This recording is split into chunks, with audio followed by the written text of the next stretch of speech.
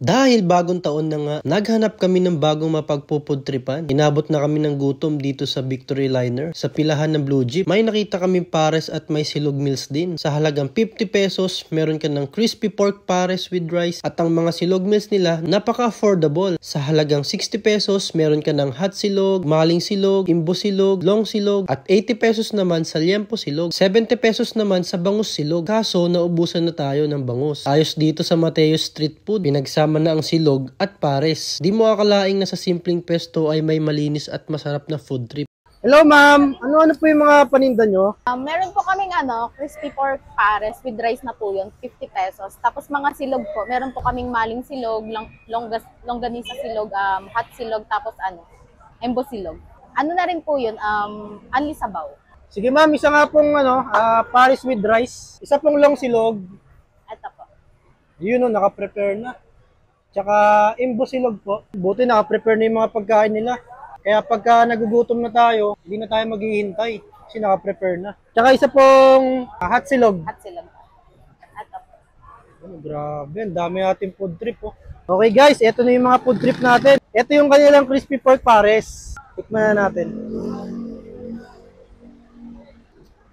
Ang sarap ng sabaw nila guys. Kahit wala ng timpla, masarap. Hindi ko na tinimplahan to. Okay na ako dito. Ipaparami yung rice nyo dito.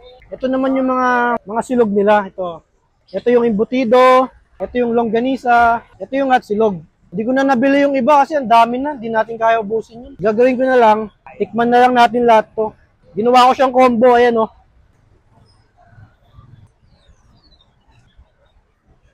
Ito yung Java rice nila oh. Masarap din yung rice. Ang sarap. Grabe yung gutom ko kasi. Guys, kahit hindi kayo bumili ng pares, anli sabaw to. Ayan o.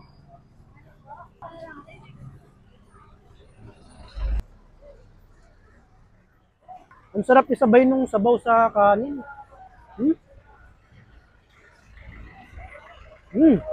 Tignan nyo, naubos natin yung sabaw. Hindi pa tayo. Ate, pengi pong sabaw. Yun, grabe oh. Anli sabaw yan.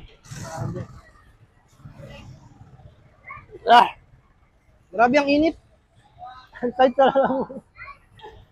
Ano yan ate? Anli din yung gulay? Dagdag lang. Baka maubos kasi no, malulugi na no. Sabaw lang pala yung libre ha. Dinagdagan lang tayo ate. Located lang to sa Victory, sa pinakabungad, tabi ng 7-Eleven. Sa pilahan ng Blue Jeep, nakikita nyo tong Mateo Street Food.